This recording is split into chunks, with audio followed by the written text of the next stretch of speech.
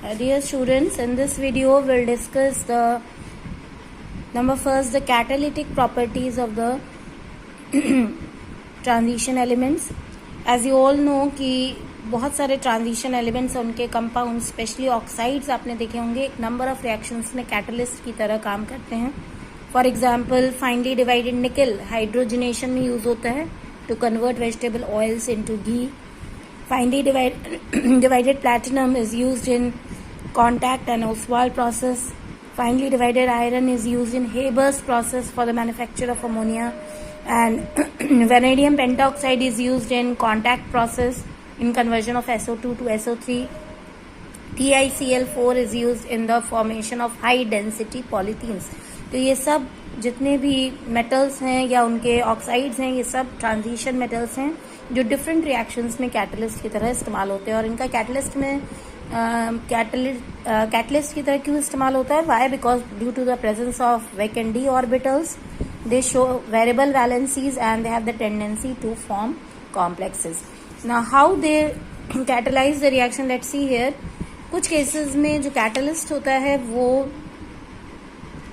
Reactants के साथ combine करके रिएक्शन इंटरमीडिएट्स बनाता है जो रिएक्शन की एक्टिवेशन एनर्जी को कम कर देता है एक ऑल्टरनेटिव पाथवे सप्लाई करके, और rate of reaction in turn increase हो जाता है by forming the product and the catalyst is regenerated in the reaction.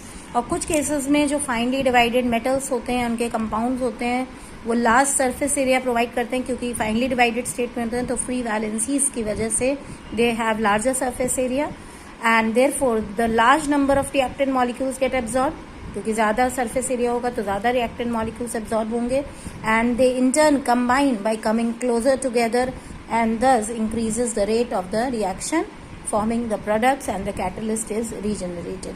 इसको आप एक एग्जाम्पल में यहाँ देख सकते हैं.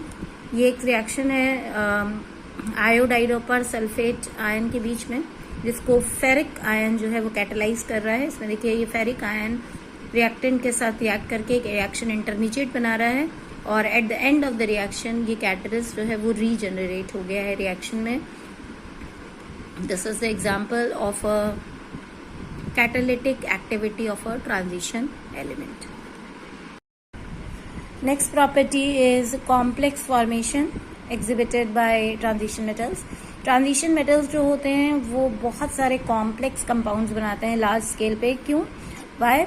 इन these complexes what happen, this transition metals जो होते हैं वो सेंट्रल मेटल आयन फॉर्म करते हैं और उनसे बहुत सारे न्यूट्रल मॉलिक्यूल्स और नेगेटिव आयंस जो हैं वो अटैच होते हैं with the help of lone pair of electrons which are called as ligands and they are attached to the central metal ion by coordinate bond. जैसे ये देखिए कॉम्प्लेक्स आयन है FeCN6 नेगेटिव, इसमें Cn जो है वो न्यूट्रल लिगेंड है और आयरन जो है वो सेंट्रल मेटल आयन है, that is transition metal ion. Another example is CuNH3 2 positive. Again, this is a ligand and copper is the transition metal ion. So these are the complex formation resulting from transition metals. और इसकी वजह क्या है? क्योंकि transition elements का size बहुत small होता है, they have high nuclear charge and they have vacant d orbitals, जिसमें वो lone pair of electron जो ligand supply करते हैं उसको आसानी से accommodate कर सकते हैं.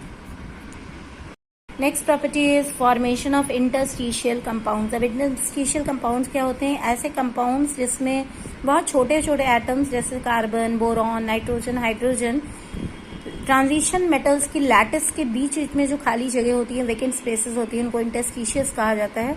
वहां पे उस स्पेस को ऑक्यूपाई कर लेते हैं, जिसकी वजह से कंपाउंड्स जो हैं काफी हार्ड और रिजिड होते हैं और इनकी केमिकल प्रॉपर्टीज जो हैं वो लेकिन इसकी वजह से ऑल्टर नहीं होती है, लेकिन फिजिकल प्रॉपर्टीज जो हैं इंटरस्टिशियल कंपाउंड्स की ऑल्टर हो जाती हैं, जैसे malleability, ductility, hardness, density. They are modified considerably like steel and cast iron because they combine here again there the compounds of iron combine with carbon in steel and cast iron. Important properties जो interstitial compound show करते हैं वो है कि इनका melting point जो है काफ़ी हाई होता है प्योर मेटल के कंपैरिजन में. दे आर वेरी हार्ड क्योंकि इंटरस्टिशियल साइड्स पे एडिशनल एटम्स होते हैं. कंडक्टिविटी लगभग सेम ही होती है प्योर मेटल से और they are chemically inert. The next property is alloy formation. Transition metals जो होते हैं वो बहुत सारे नंबर ऑफ एलॉयज बनाते हैं among themselves which are hard and have high melting points. Alloys काफ़ी हार्ड होते हैं, उनके मेल्टिंग पॉइंट्स भी काफ़ी हाई होते हैं। इनमें ज़्यादातर स्टेनलेस स्टील और डिफरेंट अलॉय स्टील्स आती हैं जिसमें आयरन डिफरेंट मेटल्स के साथ कंबाइन होता है, जैसे chromium, molybdenum, tungsten, manganese, vanadium.